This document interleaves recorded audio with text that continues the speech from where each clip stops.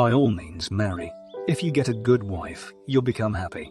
If you get a bad one, you'll become a philosopher.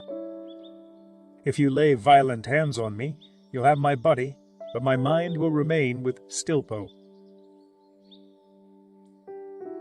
Socrates was an ancient Greek philosopher who lived in Athens during the 5th century BC.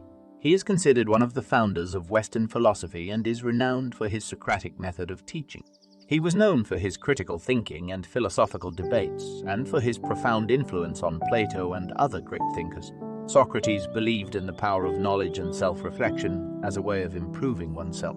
He was also an advocate of free will, believing that individuals should be in control of their own destinies. His teachings were often controversial, but they remain relevant today. Socrates' legacy continues to inspire generations of people to think critically and to make the best decisions for their lives. His wisdom still resonates in modern society, reminding us to strive for knowledge, to think rationally, and to make choices that will benefit us in the long run. Zeno of Citium was a Greek philosopher who lived in the 4th century BC. He is best known as the founder of the Stoic school of philosophy. He was born in Citium, a city in what is now Cyprus, and moved to Athens in his late 20s.